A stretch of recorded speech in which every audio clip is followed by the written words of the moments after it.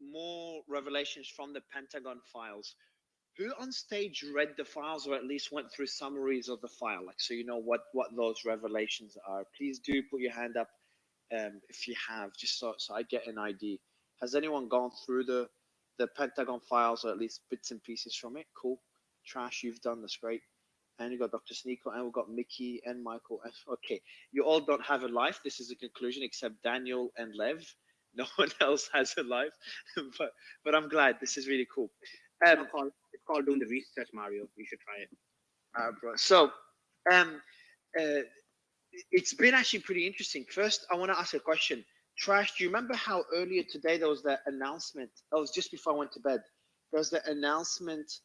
There was an announcement about an upcoming press conference relating to national security. Did it turn out to be anything major or just a nothing burger?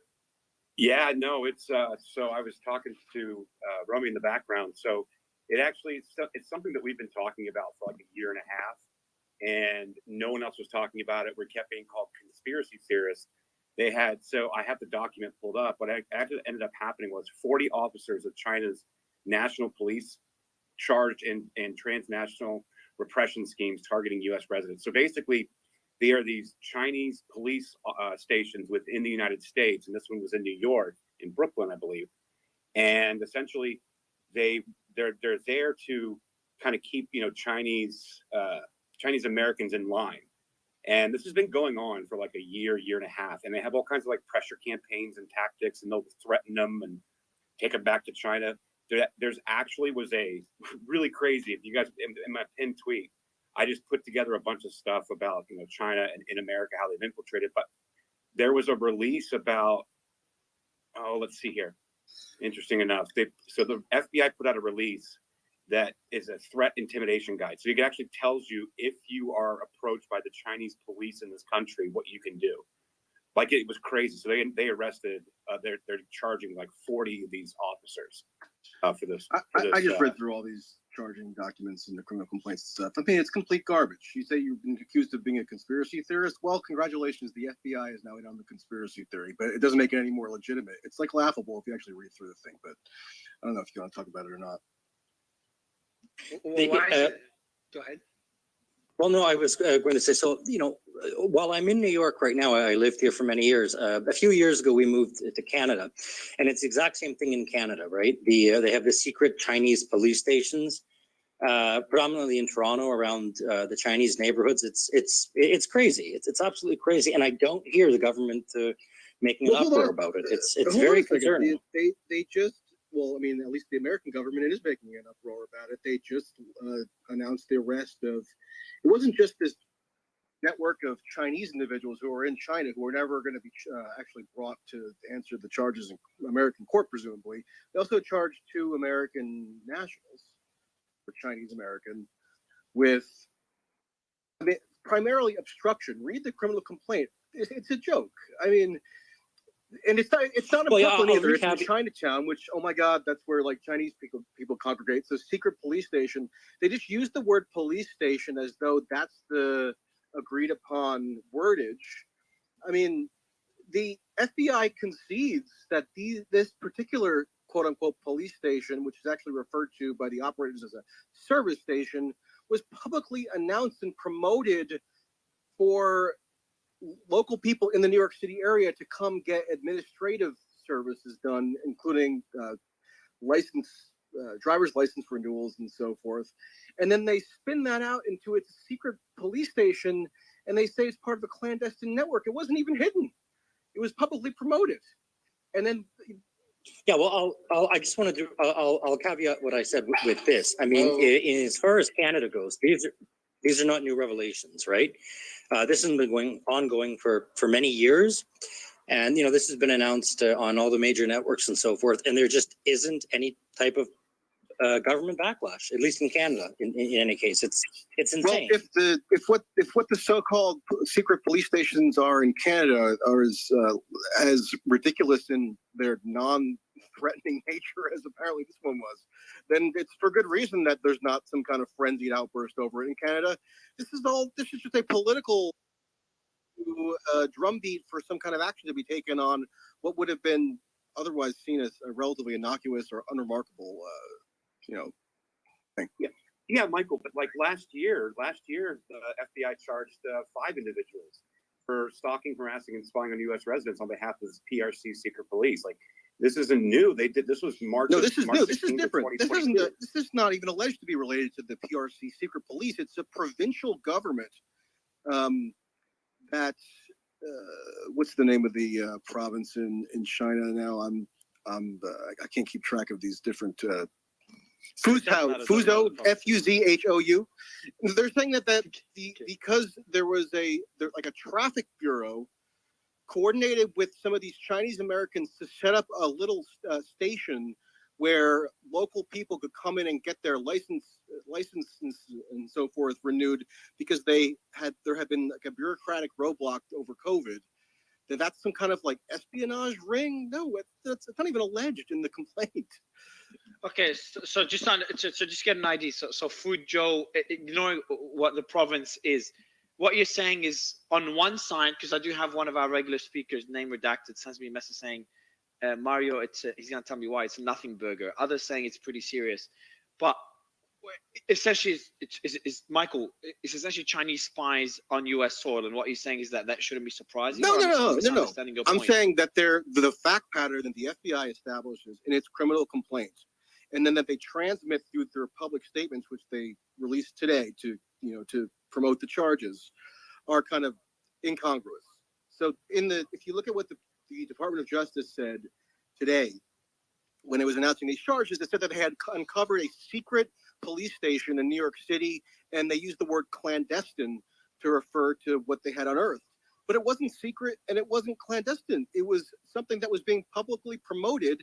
And if you look at what the FBI charges these guys with, they don't even charge them with espionage. They charge them with obstruction, because once there became a public furor around it, then they basically seemed to probably entrap them into making omissions or not being fully candid with the FBI interrogators. So we got two. There's two ways of looking at it. One of them is China. Let me mention both of them, Michael. But one of them is China has spies on U.S. soil. This is another example, and this is what the indictment is about. Even though they're all based, 40 people, all of them live in China. And number two way of looking at it is this is not the case, and this is possibly being fabricated, part of a narrative painting China as the enemy. So they're the only two ways of looking at it. But Mario, they don't even allege spycraft in the criminal complaint. So there are two separate complaints. But they imply it. Well, they imply I mean, it, if the FBI is going to bring charges against someone, they can't just imply something. They have to state it out. No, and they could bring espionage charges if that's within their statutory toolkit. But maybe they don't have enough. So maybe they don't have enough evidence to prove espionage, but they have evidence to prove other things that may point to espionage. I'm just guessing. But both are fair. Both could be. There could be the two scenarios. That's a good way of leaving the story without debating it. Is that a fair way of leaving it there, Michael? I don't know. I mean, just for the audience to make sense. I don't think so, because there's no espionage alleged. I mean, it's the FBI's burden to prove that it happened. I mean, the other question to that which is a larger question, is the Chinese government partaking in espionage on U.S. soil? Bro, come on, really, like 100%, man. China's doing it to the U.S. is doing it to China. It's like well known. When the U.S. they do it to their allies, man. So of course they're gonna do it to their number one enemy. I'm not talking about basic spying. I'm actually talking about actual significant operations, almost like. I don't know. They did have a nice big ass balloon flying over the country. No, I mean you believe the balloon story in it because you got excited because it's big and large. Hold on, you're saying that balloon. You never had. You're saying that first balloon was also not a spy balloon, not all the others, but the first one. So let me be clear. I believe it's happening much worse than you guys do, but I think the balloon story was a joke. It was a gender reveal. What? And just last quick point on this: the separate criminal complaint that was lodged about these 40 officers of China's national police who are in China, they're PRC residents. It reminds me of when the Justice Department, or when Robert Mueller brought charges against all these supposed Russian intelligence officials who were affiliated with the one of these troll farms out of St. Petersburg, with the fallacy being that there was never going to be any real chance that they were going to have to come to the U.S. and answer the charges, and then the charges would actually have to be proven. So they could just make this indictment as almost like a political statement and let it just sit there without ever having to prove the elements of the charge that they're alleging. Cool. Well, Name Redacted surprisingly agrees with you. He's like, Michael gets We'll it. let him talk. So it's more of a political thing against China. No, he's maybe he'll come up on stage in a bit. All right, so let's go through the Daniel. Good to have you. I want to start going through the documents, the files. So, Simon, what will be the first thing we can go through that we found out from the files? Because I've seen bits and pieces here and there. It seems to be getting more significant, at least from what we've seen. For example, one thing you told me is about. I actually want to get into the Putin one first. Can we do that, Slayman? Yeah, sure. Go for it. All right. Well, all you've told me is that Putin is or could be going through chemotherapy. Now, this has been a rumor about all these different illnesses for Putin, but was that part of the files that Putin's going through chemotherapy? No. Yeah, that was in that was in one of the leaked documents. It was published by the Independent today, and the claim was that there was indications, or they believed it to be the case, and they also said that his basically people who were beneath him were basically attempting to use that to basically, Yeah, so there, Vladimir Putin, so this is in Mirror. Vladimir Putin receives chemotherapy for cancer. Leaked US documents confirm. Highly sensitive information about Ukraine, South Korea, Israel, and the UAE, which is the documents with Pentagon files, really. That's what they've included. Collected by the US through communication monitoring, was leaked last week in a major security breach. Putin has cancer, and there are plans to, quote, throw the war in Ukraine while he's undergoing treatment, according to a leaked US intelligence report. A major international security breach happened last week as a trove of secret files containing sensitive information. So that's one of the. I mean, just before you go ahead with that, yeah, I mean that's what it says, and it says that his chief of staff, Garismov, and is it Patrushev, if I hope I'm pronouncing them right, basically tried to sabotage him while he's doing the medical treatment. One thing I will say is, and this that any leak you get from now on, which has been controlled by the corporate media, your people, Mario, so you'll back them up, of course, you need to have significant question marks about them when they come from now on. So why, in this case, why do you need to have significant question marks? Because our concern was that they're not going to release. Well, why would they want to leak the fact that basically Putin may have cancer or chemotherapy? So you basically his people lose trust in him. His government loses trust in him. It invigorates. And there's many benefits of making these. Hold on, bro. Did you just hear that? I don't know if you heard that. Someone just screamed in your background. Like that's not mine, bro. That's not my background, bro. Whoever's background that is. My kids know the score. Yeah, whoever's background, whoever had his mic unmuted, you better check around the house. Someone was yelling for their life. Hey, so I have this document in front of me if you want to, because it's not quite what you characterize it as, but yeah. Yeah, let me read. I want to go through the media how they characterize it, because from what I understood, there's obviously the media would love to get clicks. So assuming, remember, the files could have been tampered with. We just don't know by who. And whether that was something that was added in there because it's been a rumor for a while or not, it's not too hard to believe. People do get cancer, and Putin's going through a lot of stress and stuff. So it's not too hard to believe that he's going through cancer, but it is a pretty major thing. I'll read out two more publications what they say, and then we can get some thoughts on it. Michael, maybe you can tell us what the files say. But the other one here, we got Daily Mail that says Putin is receiving chemo for cancer, with his top general planning to throw the war while he undergoes treatment, according to a wild rumor detailed in leaked US documents. The rumored plot was reportedly in a leaked top secret intelligence briefing. Rumors about Putin's health have been circulating for a while. So that's why it seems to be referring to it as a rumor in the files, and some of the more major publications did not even release it. It's just some of the smaller ones like Independent and Daily Mail and Mirror, and all of them British. And another one here, Independent. I think I read it out already. So Michael, does it state, and by the way, Mickey, Sneeko, and Velina can jump in right after. But does it state that it is a rumor? How does it portray? Yeah, well, here's what it says.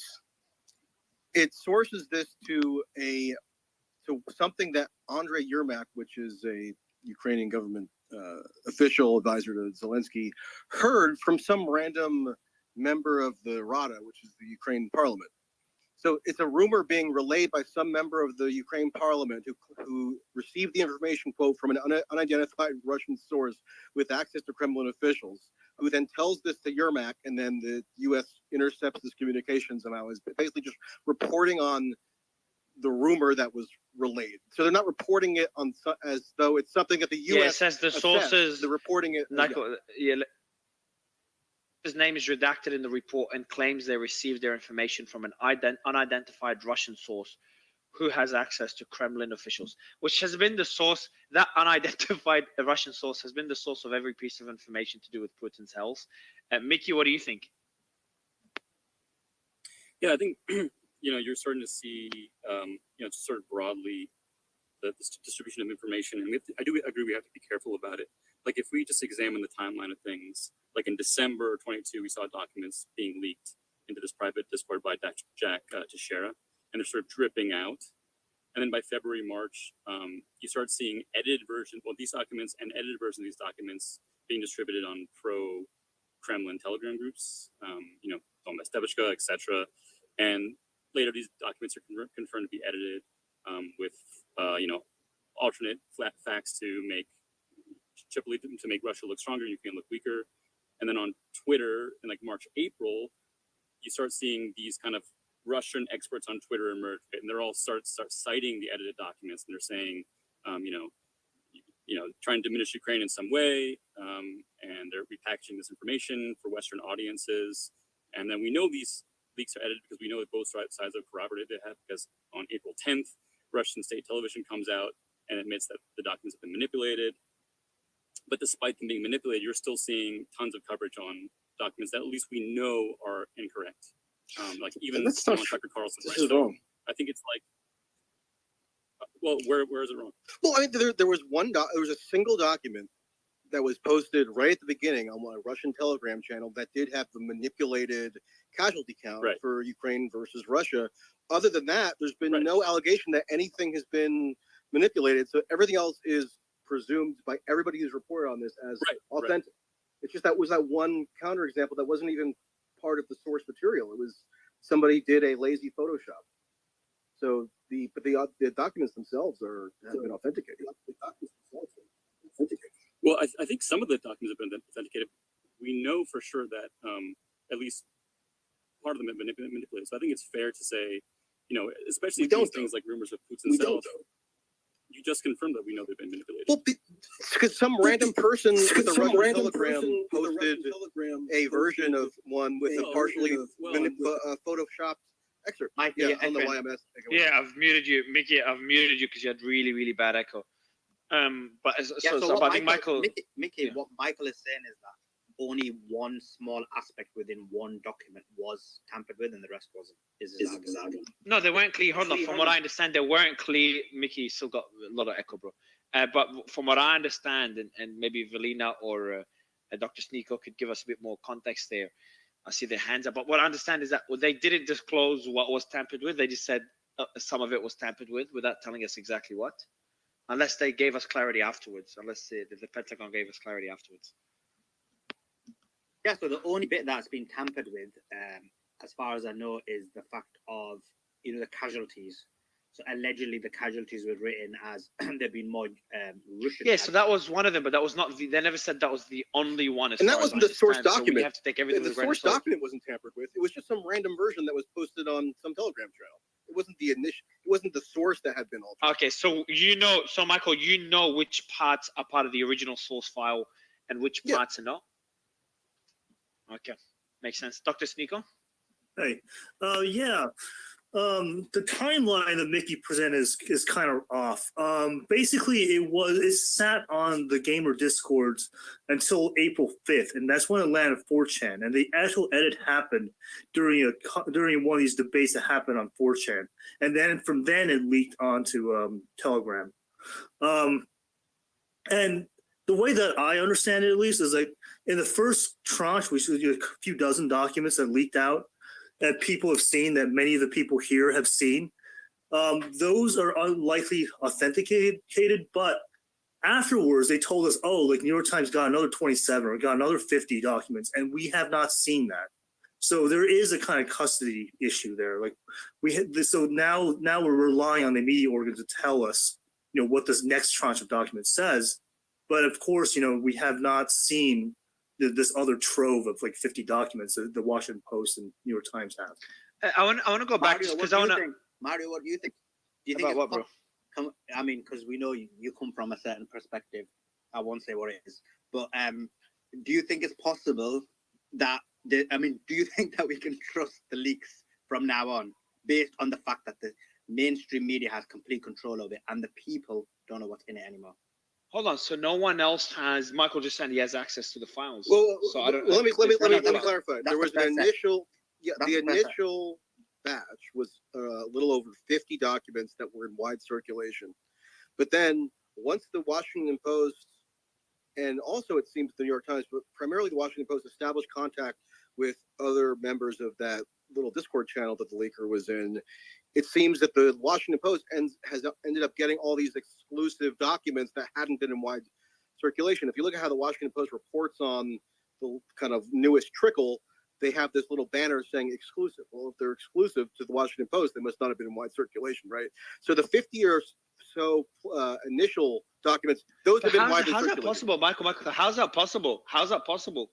If it was on the web, anyone can have it. How can it then become exclusive? When something's on the internet, taking it off, wiping it off the internet is close to. Well, I think the first 50 or so were posted across the internet, but the remainder were not. They were contained to the channel, and then once the Washington Post kind of brokered some agreement with one of the other guys in the Discord server, because they interviewed one of them, you could come up with an arrangement where they're given exclusively to the Washington Post, and they, so the leftover documents that the public hasn't seen, those are seemingly in the exclusive purview now of the Washington Post, which means they're going to be very selective in what they put out. If you notice, a lot of what the Washington Post is putting out lately, it's stuff that reflects poorly on China or Russia, et cetera. It's not really that much targeted toward exposure of certain U.S. activities.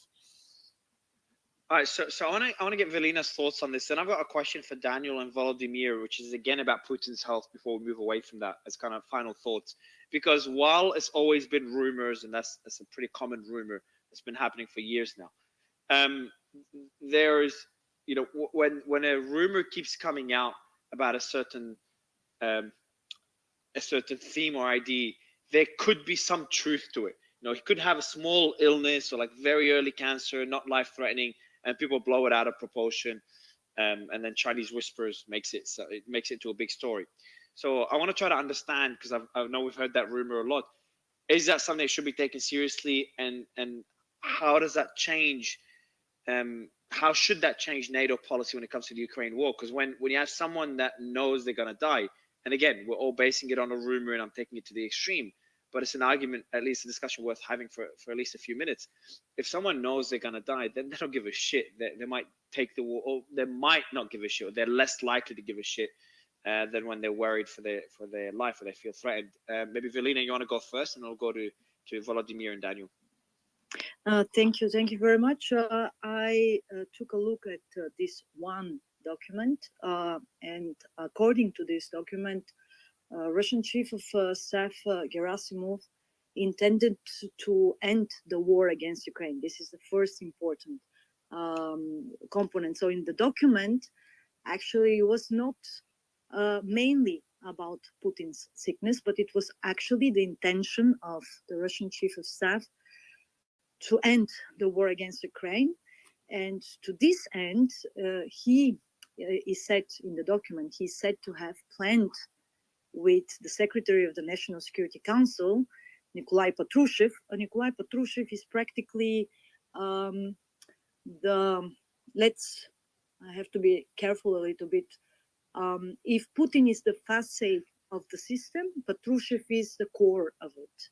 So if Putin is away tomorrow, if because of sickness or because of other force majeure, the system still remains intact so long as guys like Patrushev are alive. So practically Gerasimov sought to coordinate with Patrushev to sabotage what is known in Russia as a special operation. So this is how it was, of course, defined, practically to sabotage the war efforts and to move the troops to the south. I'm just now telling you what I saw in the document. And Gerasimov was looking for a suitable time. And here comes the moment when in the document it is said to have practically set his sights on March 5th. And the reason for this specific day is that Putin is set to start another chemotherapy that day, and thus is unable to influence the conduct of war. This is what the paper, the document says. Now, let's go back a little bit to the rumors. In fact, I would like to point out that according to the Ukraine military intelligence chief, and I've read all of his interviews, all of his public interviews since the beginning of Russia's war against Ukraine, and he has been quite persistent that Putin has terminal illness, and in fact, who's been persistent of that? Budanov. This is the chief of Ukraine military intelligence. Extremely capable and intelligent, young man. I think he's around 40s. And I know he could. One more question. Want to point out that at the beginning of January, in fact, I even posted this interview. He once again stressed that Putin has terminal illness, probably cancer, and that there is already a kind of, internal turmoil that could point also to a kind of coup, which could be also centered around the, rumors about his terminal illness. And what was also interesting, this is final point, is just food for thought for you, and we can discuss that. What he also said in this interview at the beginning of January, so in anticipation of the upcoming Russian military offensive, which then started, a little bit later, a month later, and meanwhile is completely stalled. I mean, the very same Budanov just yesterday pointed out that Russia is meanwhile already in a strategic defense operation, defense and not offense. So he's, according to his expectations, the turning point will be around August, and he's also expecting the war. I mean, this particular phase of the war to be over by the end of the year. And I will stop here. So there's a lot of points made. I see Sleiman also unmuted to ask you a question. But my quick question first, when you say this particular phase, can you elaborate on that? Second, that intelligence official, obviously he's coming from bias, but from what we know about him and trying to be as objective as possible, there's people that just talk shit all the time, and so they say things and they don't care much about the truth, and they'd say it based on a certain agenda. And there's others that even they have biases, they tend to be careful in what they say. From what you know about him, and again, I understand your position as well, can you describe his character? Is he someone that keeps making up shit and repeating different theories without actually having enough evidence, even though he's a chief of intelligence? And then third question I have is, did he mention any sources relating to this new claim of Putin having a terminal illness? So it's three questions. What do you mean by this current phase of the war? Tell us more about his personality, his character, and did he mention any sources? Felina, you're muted if you want to respond. This is now, these questions are now, okay, I wasn't sure. Usually I'm used to actually having all of you talking. Yeah, we're going to get the thoughts. Volodymyr and Daniel will go next to jump into their thoughts. But so I'll ask you these three quick questions before going to other panelists. Okay, let me start with the phase of this. This is by far the most critical phase of the war. Ukraine is preparing the most important military counteroffensive, or counteroffensives more probably, and it is important because it will make a difference in preparation then for, let's say, the first negotiation round. So Ukraine obviously needs more military victories on the battlefields so that it can convert them then in a better negotiation position. Second, I think that yeah, I agree, of course, that when it comes to confirmations, non-confirmations about Putin's health, we cannot know for sure. There is a lot of speculation, but the very fact that now we are obviously having also some indications in the documents about the power struggle in the Russian leadership, I think is indicative of the, let's say, of certain realities behind the curtains in the Kremlin. The power struggle within the Russian power apparatus over the war against Ukraine could be, in fact, more far-reaching than previously thought. Once again, we are dealing with closed, closed system. A lot of information is, purely speculative. But in reality, the way you have to look at it is that it is not a coherent, core. You have this very, very powerful security apparatus on the one hand, with, let's say, a center in St. Petersburg. And as I said, Putin is, in my view, more the facade rather than the core of the system around guys like Patrushev. But you have also the military folks, and they haven't been on the same page right from the beginning of this war. This war hasn't been planned by the military personnel, by the generals. It has been planned by the security apparatus.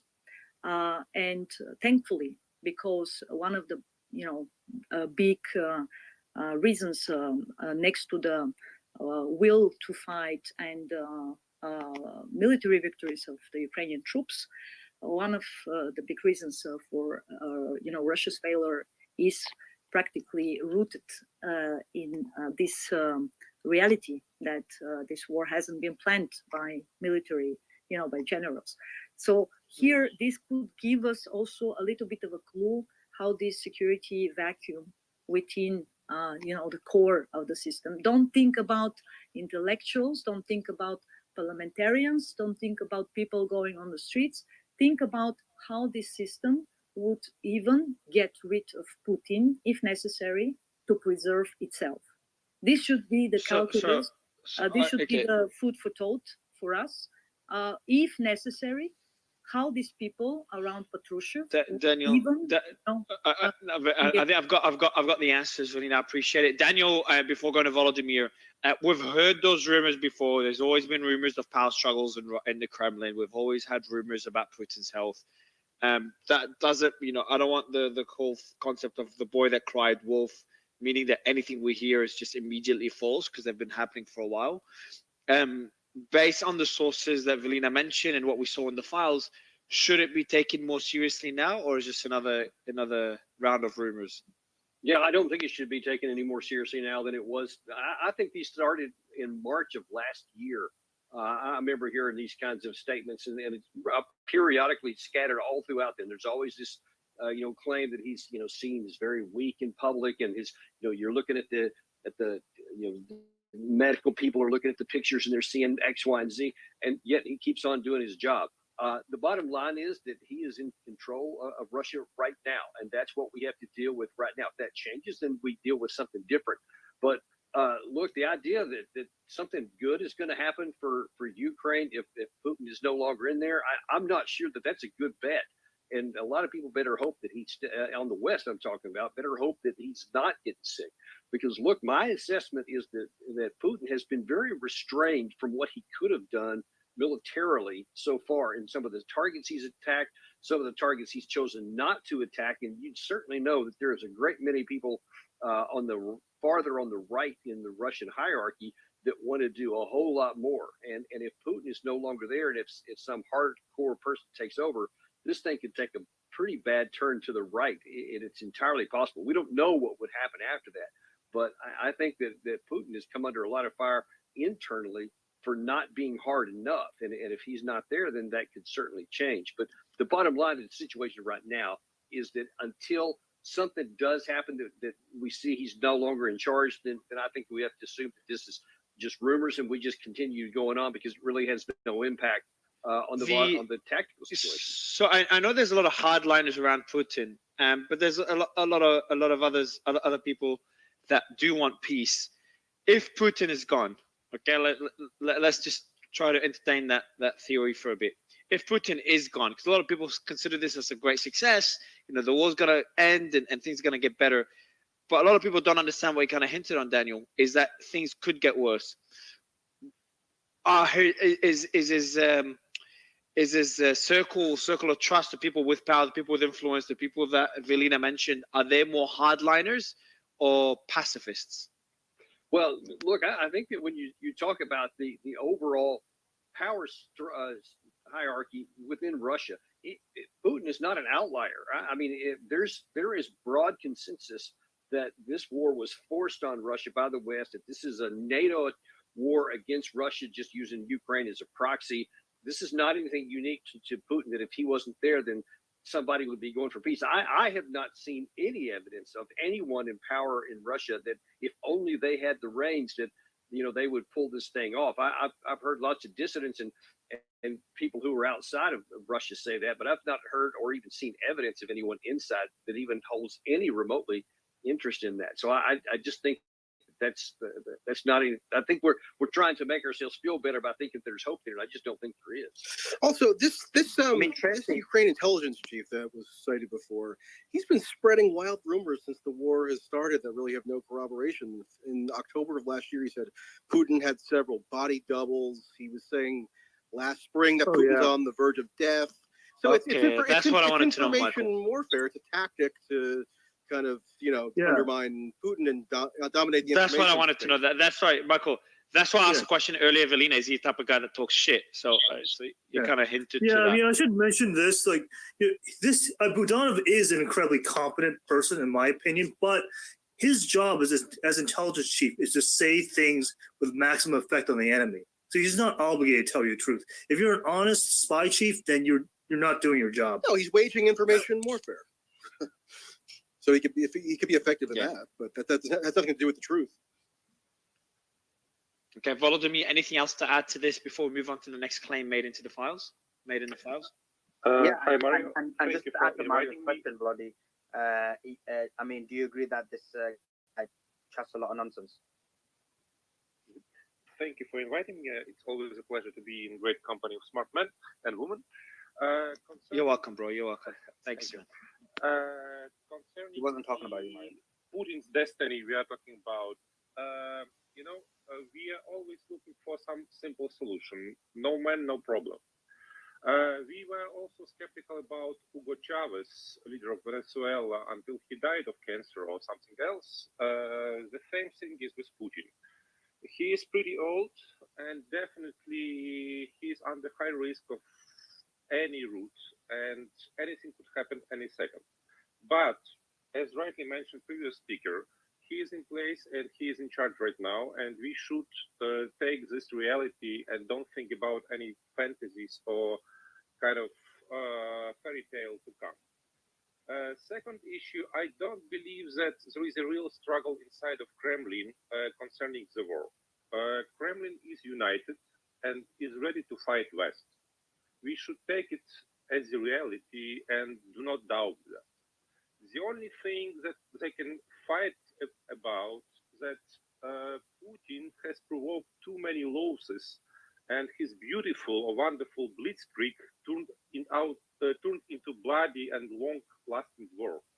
And definitely it doesn't please anybody, and that's why Putin could be replaced. And you rightly said, Mario, that this replacement could be worse than better for all of us. And that's why I think those two guys, Gerasimov and Patrushev, mentioned in those secret files, it was done on purpose, because we all are looking for some more or less appropriate candidate to replace Putin. And I don't think that Gerasimov, who is the chief of armed forces of Russia, was that kind of neutral guy to stop Putin from war. He was planning that war and is implementing this war by bombing, killing, and robbing with his troops.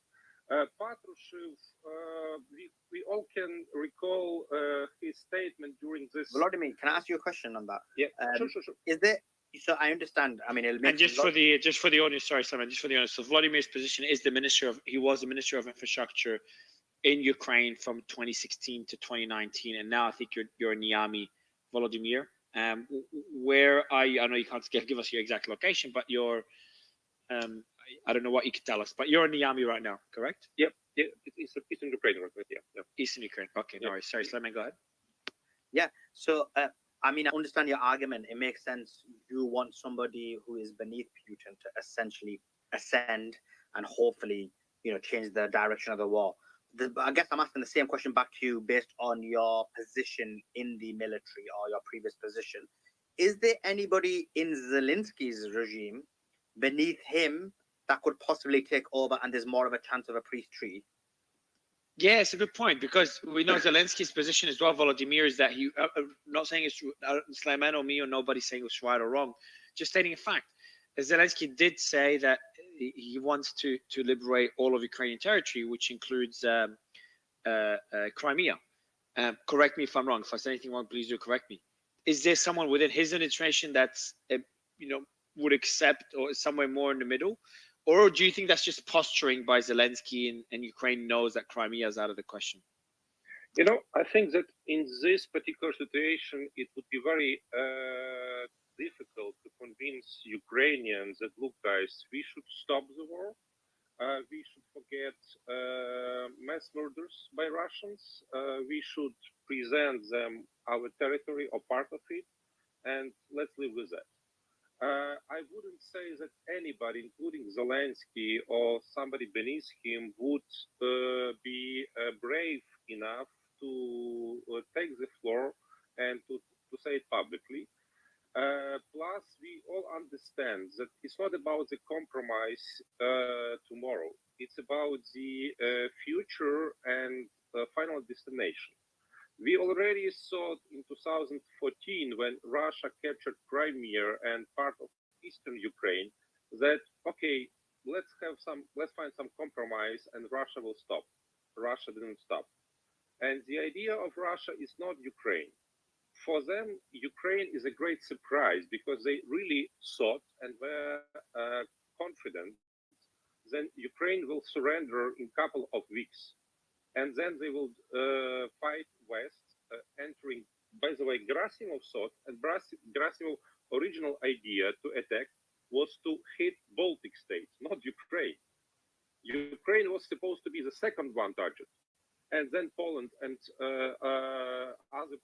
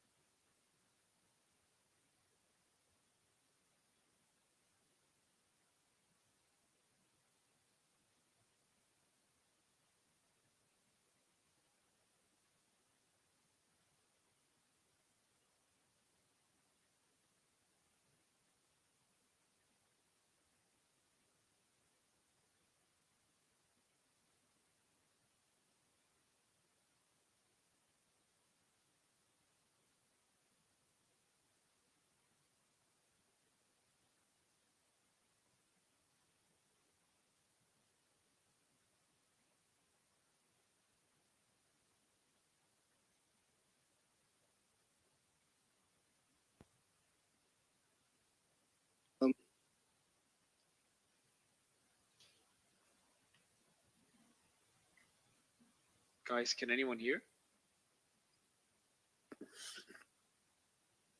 Patrick, can you hear me? Okay, I can't hear you guys, so I'll leave it with you. I can't hear shit.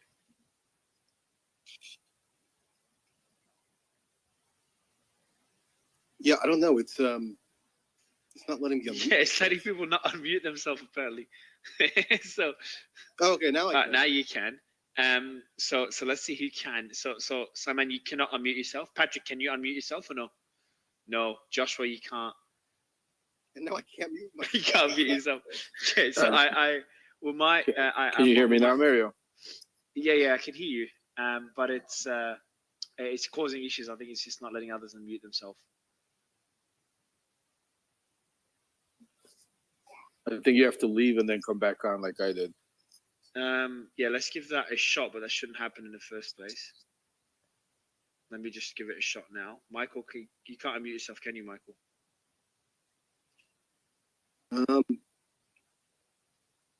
Yes, it's odd. No.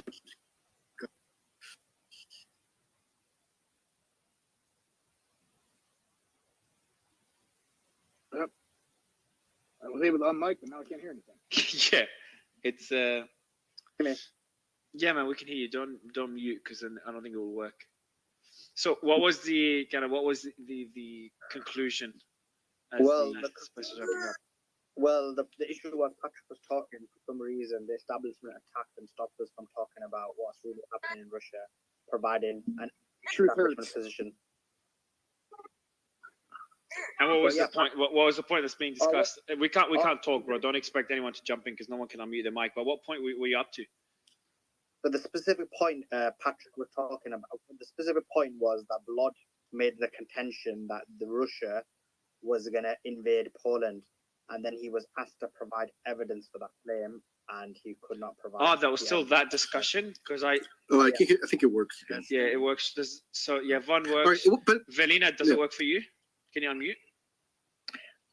I don't know. I mean. Yeah, further. Yeah, we can hear you. Yep, cool, Yeah. cool. Lev, do you want to give it a shot? Because I know you had a lot of issues. Yep, I think mine is working Cool, now. cool. Yeah, it's all good. It's all good. It's all working. Yep, I'm good. Cool, cool. So sorry, Slaman, you were speaking. Yeah, and then Patrick was just coming back onto that point after it'd been. We'd established that there was no evidence that there was a war plan to invade Poland, and then Patrick was basically explaining the fallacy of that entire argument, and then giving us a situation in terms of what actually happened in terms of the United States causing the coup in Ukraine in 2014, and then he was making an excellent point, and then the establishment attacked. Okay, and what? So I don't know if you want to finish that point or go through the next piece of information, the files, because I think he said UK Special Forces were also on the ground in Ukraine. I'm guessing training soldiers. Slayman. Yeah, so it says that the UK had soldiers in the UK. The claim, in Ukraine. The claim is that there was as much as 50 special forces that have been deployed on the ground in Ukraine. And so, yeah, that was basically the main aspects of that position. That one doesn't sound really that major. Having Western troops there, what do you think, Michael? That sounds pretty basic. Well, but actually the presence of UK special forces had already been reported in mainstream British media for quite some time. The first instance of it being in April 2022, when the Times reported that UK special forces were on the ground in Ukraine. So that wasn't groundbreaking in the sense that it wasn't the first time that there had been a public record of, or there had been public talk about this happening. But although there have been plenty of rumors about U.S. special forces, there had not been, up until these leaks, a direct government documentary confirmation. So the portion of that box there, or that legend on that one document that shows U.S. forces, is probably more significant than the British forces, although it's good to have at least a preliminary total of the overall forces. But there's also a fallacy that people will take that number to be exhaustive, like it's just around 100 total. But there's other types of special forces, whether it be JSOC or CIA or something, that wouldn't necessarily even be reflected on that legend. But yeah, it's significant enough because there was, it forced like the BBC and other places to report this for the first time as to the UK presence, whereas they had kind of pretended it didn't exist for over a year. So that's sort of significant in that it just kind of probably increased popular awareness of this being a thing.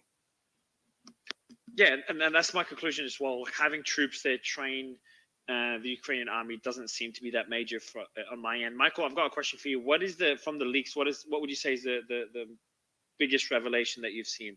The most surprising thing for you? I don't know. This would be the most surprising, but I think it's the most maybe underappreciated or under-acknowledged in terms of its significance. There is an intercept that is described that the U.S. obtained on Zelensky himself. So, of course, it's been revealed that the U.S. is actively spying on the top Ukrainian military and political leadership, including Zelensky personally. And there's one episode that is recorded where Zelensky gives an order to strike at Russian formations inside Russia. And Zelensky is complaining that he doesn't have the kind of long-range missile systems that he preferred to carry out that strike. And one thing leads to another, and there's a strike carried out, but it's with a drone, and it's on a different part of, it's in a different area of Russia, but it's in interior Russia. It's deep inside Russia. And this is significant because around May, June of last year, there was a big PR push by Zelensky and top Ukrainian government officials in conjunction with the Biden administration. Biden even wrote an op-ed in the New York Times, if you remember, on I think it was May 31st of last year, where they were giving a unqualified assurance that Ukraine would not strike deep inside Russia. That was not what it was planning to do, and so everybody shouldn't worry about the U.S. providing weaponry to Ukraine that might have that capacity. But Ukraine had given a firm guarantee to the Biden administration that it was not going to attack targets inside Russia because Biden or his administration saw that as potentially excessively escalatory. And that turned out to just be false. Now, we've seen lots of long-range attacks inside Russia between May of last year and April of this year. Probably most strikingly, the drone attack that happened last December on the outskirts of Moscow, where a Russian airfield was bombed that housed part of Russia's strategic nuclear fleet. So that was an extremely brazen attack. But we didn't have firm proof of Zelensky himself ordering any of these strikes. And it was Zelensky himself who gave that public assurance. He went on U.S. media and was saying that we're not going to strike inside Russia, and that put him in line with the Biden talking point at that moment. And now that was totally disproven. Now people might think that's not significant because it's not surprising, or we knew this already, or we could have assumed it. Well, I do think it's actually helpful to have on the record firm documentary proof that the assurance is given by the leader of a client state, who the U.S. is lavishing with all this money and budgetary support and operational coordination for its combat missions and so forth, that he just told the falsehood, and that also contradicts the guarantees that were given by the Biden administration as to why people should be not excessively concerned about the ramifications of providing Ukraine with all this quote unquote support. So for that to be now established just in the public record as having reflected an untruth that was peddled, to me it's significant, but maybe not as appreciated or recognized as other stuff coming out of this the batch of leaks. Yeah, thanks for that, Michael. Now I do want to go to Vlad, but before I do, Vlad, just because Patrick basically the space crashed because Patrick was halfway through his points. I just want him to finish his point, and then Vlad, I'll come to you because I know you'll want to respond. So Patrick, go ahead. Thanks, Solomon. Yeah, I was just saying, just putting things in perspective.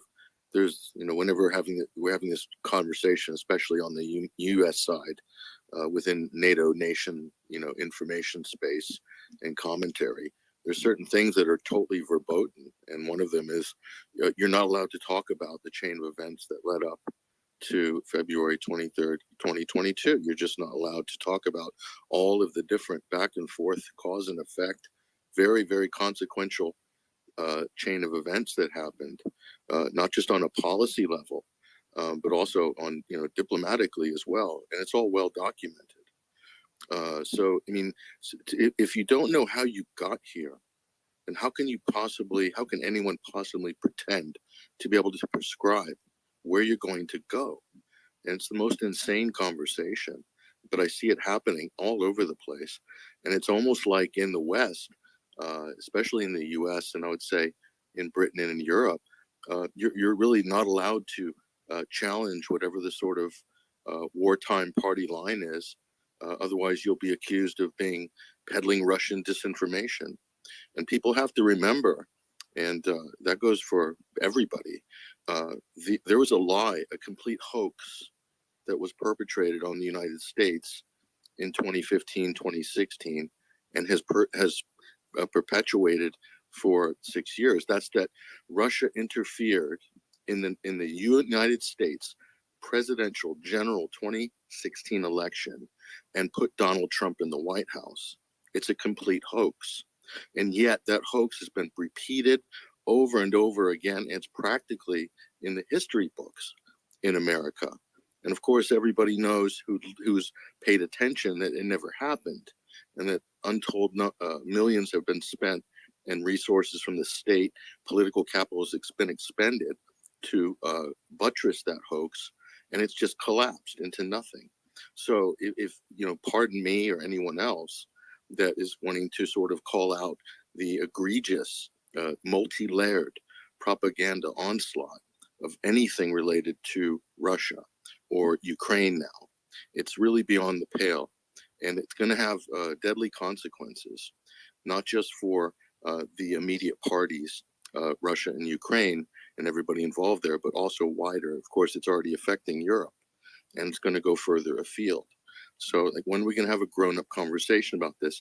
And how can you ignore the bombing of the Nord Stream pipeline? And the media blacked it out for 5 months. 5 months. They didn't touch it, didn't talk about it. It's one of the worst state-sponsored terrorist attacks maybe in modern history, and has huge ramifications politically for NATO and for cohesion in Europe. And nobody's talking about it. And it's quite obvious the United States did it. And they had the means, motive, and intent. They had the ability to do it, and they said they were going to do it. The President of the United States forewarned last February. And people will sit here in this space and say, no, of course it's not. It's a Polish yacht charter. It's a rogue cell, pro-Ukrainian rogue cell. Ridiculous. Come on. This is the sort of garbage, the WMD garbage, that pulled the West, the US and Britain into an illegal war in Iraq that had huge consequences. So come on, folks, time to grow up. I mean, Patrick, you're correct, and not to mention the manner in which they try to discredit Seymour Hersh's journalism, who is a reputable journalist. Volodymyr, I'm going to give you a chance to come back on that. Or unless you want Belina, one of you two I'll give you a chance to just come back on what Patrick said. Thank you. Give away. Oh, Belina? Go first. I will jump after you. Thank you, Belina. First of all, the choice is very simple. Who is going to be number one in the world in coming decade? And I would love to have United States, not China. Secondly, I don't hear anything. Do other people hear things at the moment? Not hearing anything either. Yeah, Volodymyr is so no one can hear you, Volodymyr. So I'm going to drop you down and bring you back up again. And I'll give Belina a chance to respond. Go for Belina. So should I jump in instead? Okay. Yeah, I said that. Sorry, I said, Belina, you go ahead. Okay, I will. I mean, I'm a little bit surprised because on the one hand, you've been suspicious of some of Volodymyr's statements because he did not have any proof, and in the inner workings of state actors when they try to pursue their geopolitical interests, very often you don't have any proof. So we have to actually try to find out what the real intentions are. And at the very same time, you are disseminating the most really awkward narratives without any proof. And you're making all of these statements, and it's not really balanced space discussion because it is quite I would argue quite favorable to Russian calculus and to Russian interests. Now, to talk to someone who is right now in the middle of a war for more than 400 days, and to try to explain to Europeans and Eastern Europeans actually what Russia's calculus is, and what Russian plans might be, and what Russia has been doing, in fact, not since 2014, because we've heard about coups, we've heard about 50 special operation forces troops from NATO members, which doesn't make them automatically NATO special operation forces on the ground, and so on, to jump on such generalizations. And then you moved to one of the most sophisticated hybrid operations in the 21st century, which is the sabotage of Nord Stream pipelines 1 and 2. And once again, just because there have been several media reports pointing to one possible state actor, you're again actually jumping to conclusions. I'm just wrapping up for the audience, because the audience is listening to you, and then they think, okay, that's it, and not think of all of what you have actually been pointing to is, could be reflecting the reality. So what specifically are you, Evelina? You addressing what I said? My point here is, yes. What specifically Nord Stream, what did I say that has no evidence? Please tell me. The evidence that the United States would have the strongest interest. I would start with that. The United States would have the strongest interest in actually bombing the two pipelines.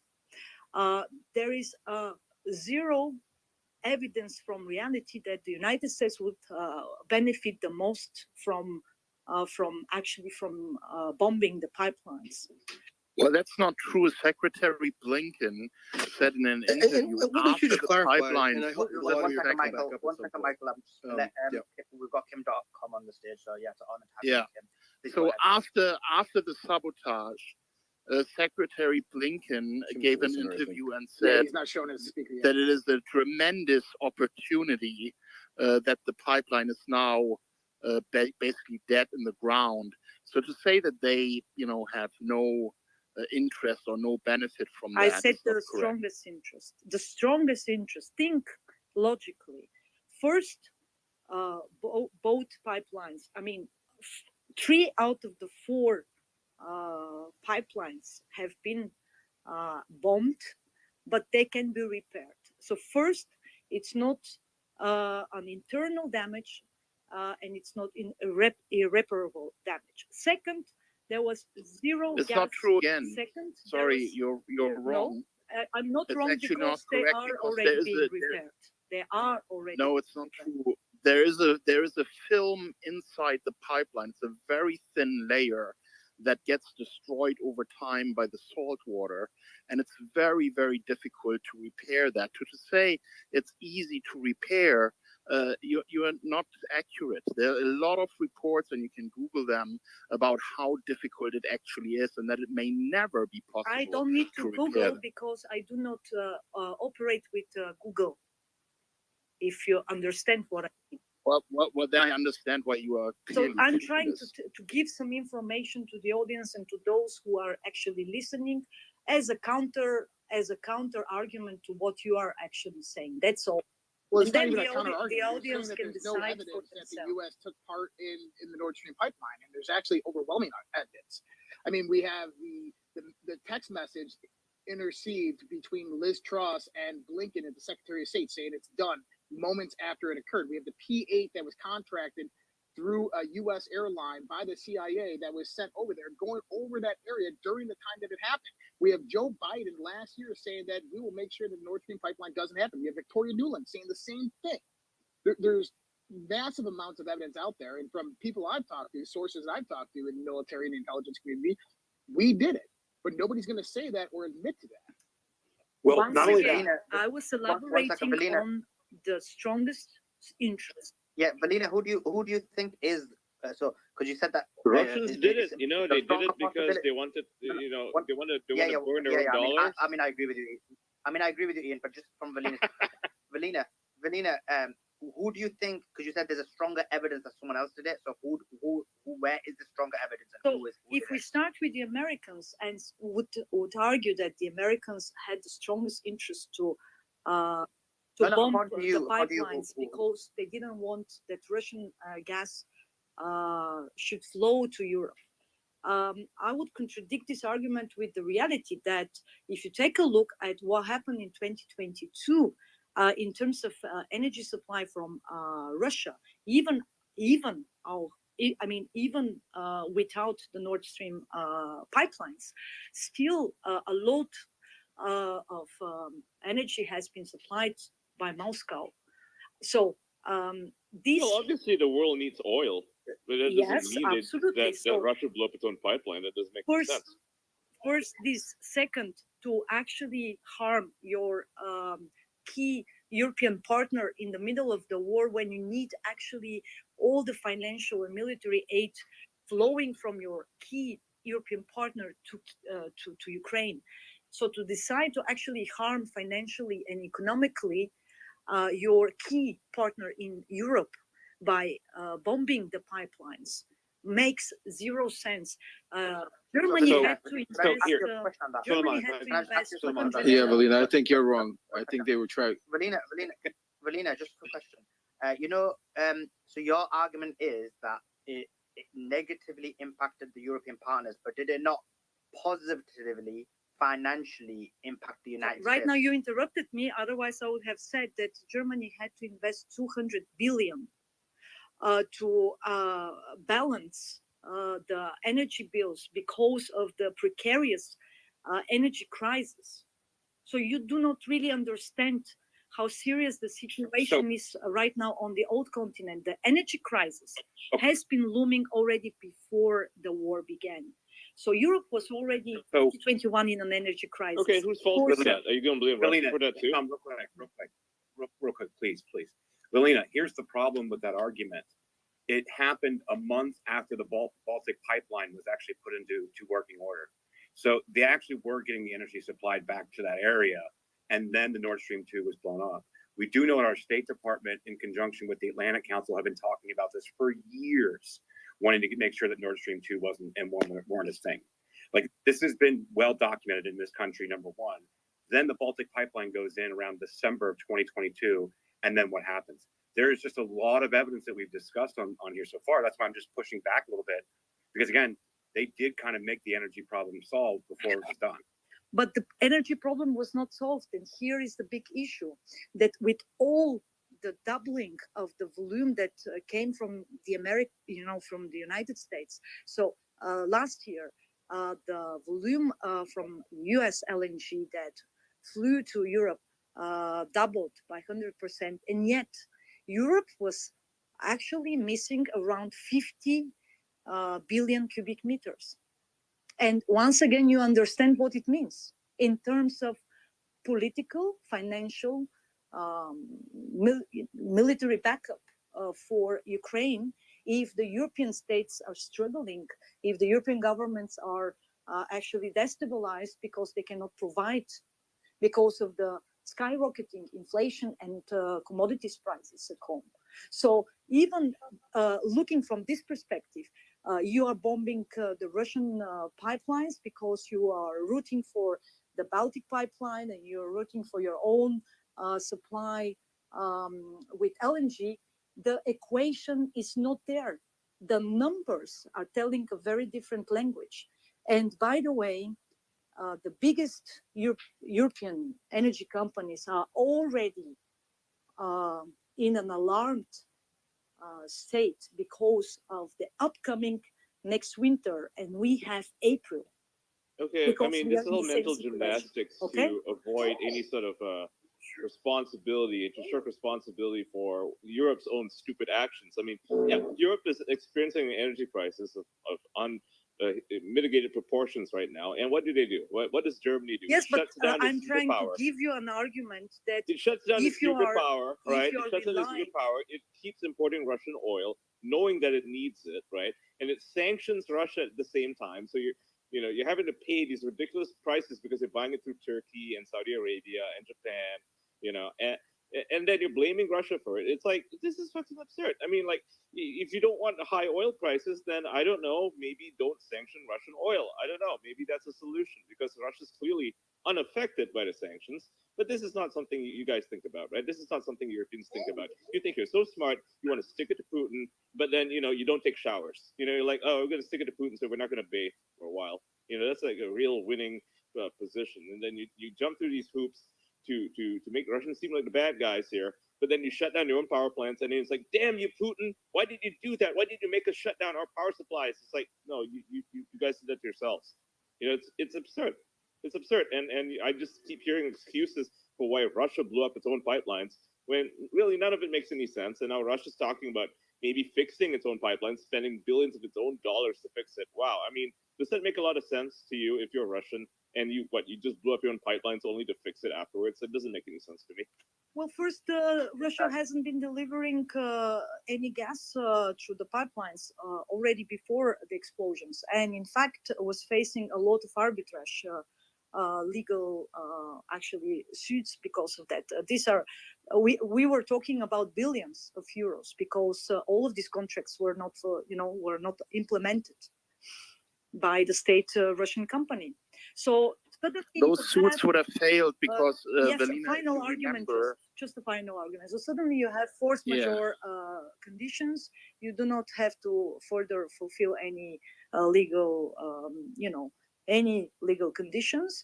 And on top of that, you're showing to your adversaries, specifically in the north, given the membership, the upcoming membership of Finland, meanwhile a reality, but at this point upcoming, and Sweden, that you are able to implement this kind of sophisticated operations in the north, where you are dealing only with NATO members.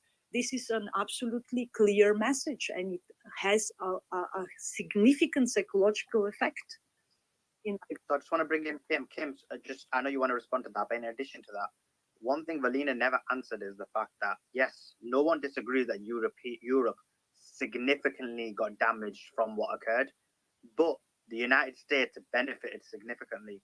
So your thoughts on that, Kim, and then anything else you want to add? Kim.com, you should unmute the mic.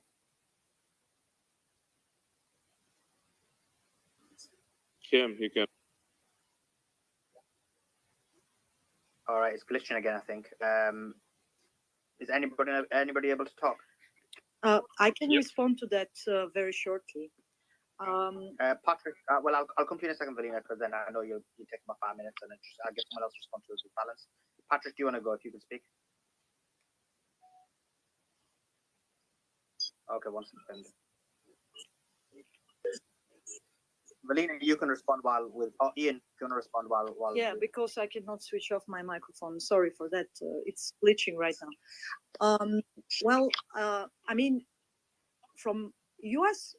Perspective, Russia is not the big deal. It's not the big security threat in a way. So in a sense, even from that perspective, to be kept busy on the old continent is actually bad news for America. America doesn't want to be militarily involved on the old continent whatsoever. It would actually expect that we Europeans should do the hard work, and we are still no security and defense player even in our own direct vicinity. So in a sense, there is a strong interest for United States to prevent any scenario in which United States will have to deal with two powers, with Russia and China simultaneously. So Verena, you're actually very lucky right now because no one else. I just got a message from Slaman. No one else. Slaman, can you speak? Yeah, I can speak, but nobody else can. Can anyone? Yeah, what's that? By the way, can you hear that background noise? You know where it's coming from? Oh, it's Mickey's end. But I'm mute Mickey. Yeah, it's everybody. Everybody's trying to speak, but they're not able to. Yeah, and can you guys hear me? Yeah, we can. You mute everyone? Yeah, okay. Hold on. I muted. Mario, I just did. Hold on. Mute. Can you guys mute co-host? Can you mute for a second? Okay. Now. It doesn't let me. Oh, you can't mute. Okay. Now the background noise is gone. Let's see who can unmute. So if you can unmute, give me a thumbs up. Okay, no one can unmute. Yeah, bro. I think it's just glitching a lot. I think we could. Yeah, I'm guessing we could glitch it a lot. I can hear you, Mario. I think I just unmuted. Ah, cool. Let me try removing Kim, bringing him back up. There's a bit of feedback. You just have to cutting in and out. You just have to spam the mic, the mute button, like you spam like a video game controller to punch or something. Let me see who's this. Do I need to drop down, Mario? Because mine actually the mic stays on. No, all good. Stay on, bro. Look, I'm just thinking it's just glitching a bit too much today, bro. So I just think it's we could do this discussion another time. It's glitched before, it crashed once, but mainly the crash is fine, not a big deal. But it just keeps glitching. Yeah, I've got messages from other people as well saying that their space is being glitching. Yeah. I think we should wrap it up and do the space another time. It was really good. So it'll be a pleasure to have Kim again. It's twice today, so it's a record. I got Kim twice today. And Mr. Carafano, who's joining us a bit later, would have been great to have him. Let me mute everyone because someone has some baby speaking. But just for the audience, yeah, I've just muted everyone because someone has some baby sounds coming out or some background noise. I don't know who it is. But yeah, so we'll continue the discussion, I think, tomorrow. We won't do anything today unless there's major breaking news. And at least I love when Twitter glitches because it gives us a reason to have a day off. So yes, Simon, any quick words before we wrap it up? Because it was a good discussion, which is a bit of a shame. Yeah. I mean, I just want to thank everybody for joining. We were just getting into the situation about the Nord Stream pipeline. And yeah, I mean, most of us do believe that it was the United States who blew it up. But yeah, we can have more discussions on that in the future. What is it? Most of us believe yeah, true, about the Nord Stream. Yeah. That's I mean, anyone who uses logic. Yeah, we've had. Was there anyone on the audience that was refuting that it was the US that was claiming? Yeah, Velina didn't give an alternative, but she was refuting that it was. And what was Velina's stance? Was it she's giving a thumbs up? Was a Ukrainian? It's the same stance which US used, which is basically why would you hurt your European partners? Yeah, fair point. But now I'm saying the alternative was a Ukrainian group, no? That was the alternative given by the intelligence. So I did ask Velina to stop, but we didn't. Did Volodymyr ever address his argument? No. Because there was another weird glitch happening earlier where I could hear certain people talking, but not others. So I'm not sure if he spoke. Yeah. I think Ian, I can't hear you at all. You're really bad. So cool. I'm just gonna wrap it up. Just for the audience, we'll see you again tomorrow. It's glitching up like crazy. So Vola, we'll see you tomorrow. Kim, we'll see you tomorrow. Hopefully. Thank you so much, everyone, for your time. Bye, everyone. Thanks, guys.